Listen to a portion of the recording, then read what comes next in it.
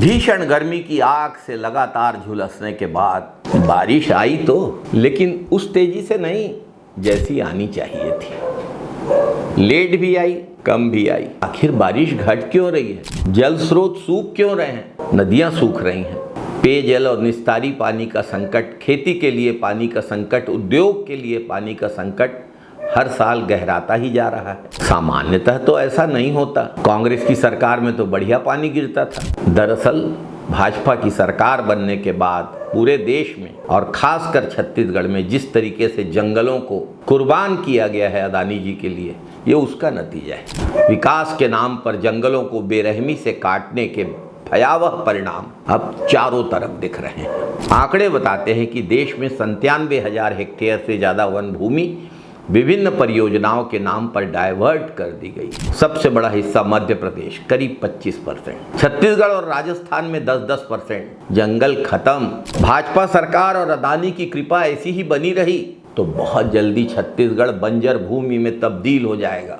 जहां भाजपा की सरकार वहां जंगल खत्म। कभी कभी तो ऐसा लगता है कि जंगल के क्षेत्र को हरे रंग से दिखाया जाता है, नक्शे में वन क्षेत्र कहा जाता है। ज्यादा बदलाव नहीं करना है, वन की जगह अदानी क्षेत्र कर दीजिए। साथियों, छत्तीसगढ़, मध्य प्रदेश के जंगल देश की जैव विविधता, वन्य जीवों और आदिवासियों के जीवन की रीढ़ हैं। इन जंगलों को नष्ट करके हम अपने लिए ही गड्ढा खोदने का काम कर रहे हैं। छत्तीसगढ़ में स्थिति बेहद शर्मनाक। गांवों को उजाड़ना हो या जंगलों को काटना, पुलिस सुरक्षा देती है जंगल काटने वालों को। नियम कानून, पर्यावरण की मंजूरी, आदिवासी अधिकार, सब कुछ ताक पर रखने वालों को कुछ निजी कंपनियों और चहेते औद्योगिक घरानों के हितों के आगे पर्यावरण की रक्षा का दिखावा भी करना बंद कर दिया गया है। ये जंगल धरती माँ के फेफड़े हैं। इनको काटने से बारिश का चक्र बिगड़ता है। धरती आग का गोला बन जाएगी, भूजल सूख जाएगा,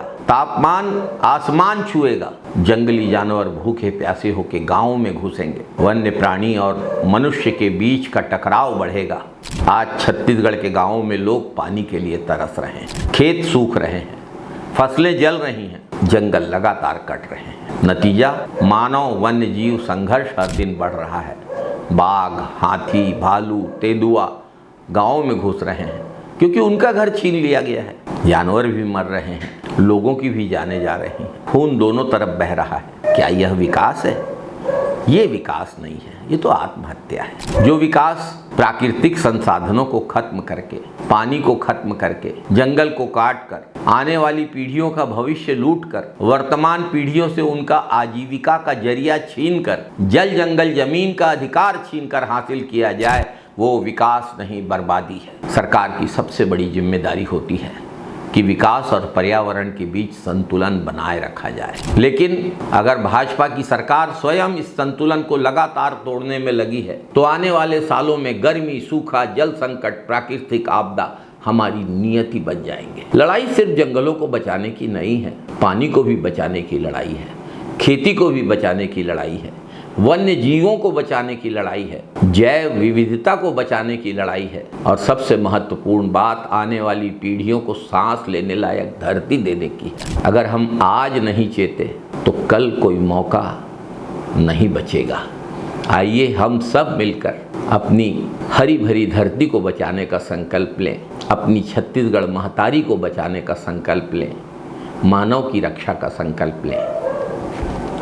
जय छत्तीसगढ़, जय हिंद, वंदे मातरम साथियों।